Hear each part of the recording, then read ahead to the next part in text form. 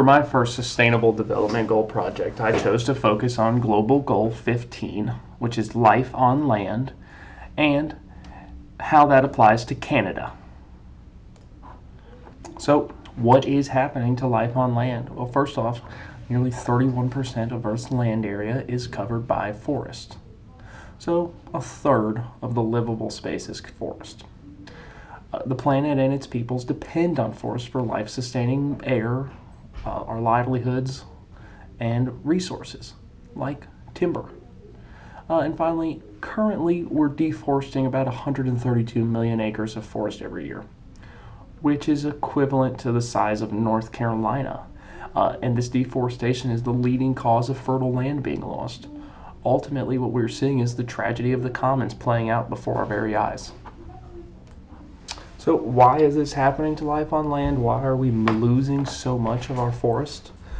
Agriculture has deforested land in order to begin massive levels of monocropping. This type of agriculture allows for massive yields of a single crop. However, it strips the soil of nutrients that the individual crop requires for growth. This causes farmers to replenish soil using further fertilizers, which further degrades soil health and creates an environment designed to nourish a single product.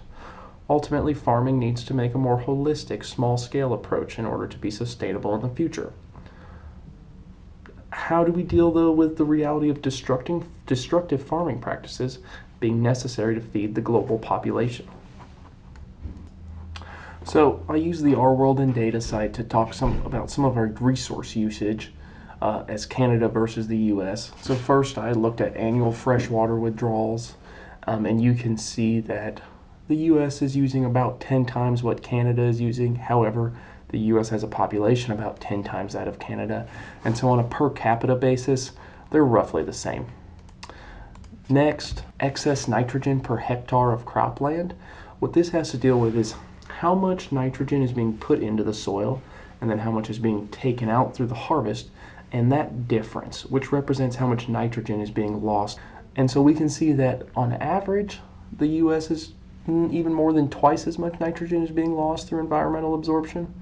Both countries are still losing nitrogen in that food making process. And finally, annual change in forest area. So the U.S. on this has actually been doing quite well up until 2010 when data became unavailable, where they were actually reforesting versus Canada losing acres of forest. What does all this mean? First, Canada and the U.S. are both having to use large amounts of fresh water per capita. This means less water that can be used to sustain life on land. Next, they are both losing nitrogen in food production to the environment. This means the soil environment is becoming artificially nitrogen rich and ultimately wasting nitrogen that we will need as food becomes a greater scarcity. Lastly, Canada is losing forest, and it is likely that the U.S. has slowed reforestation. So I broke down life on land global information technologies solutions into 4 primary categories. These were deforestation, water use, fertilizer use, and agricultural needs. To highlight a few examples, in deforestation, I talked about the use of artificial intelligence to scan for illegal logging operations using satellite imagery.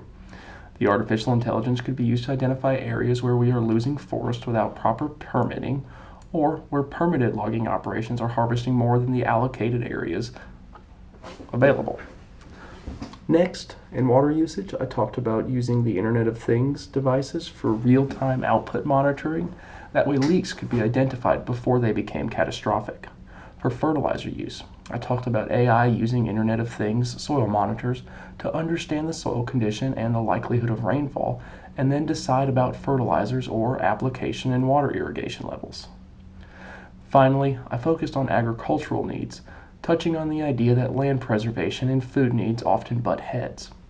And the first thing that came to my mind was a network of soil monitors that can understand soil conditions and automatically rotate crops to ensure we are only using the resources that are necessary to grow the maximum number of calories.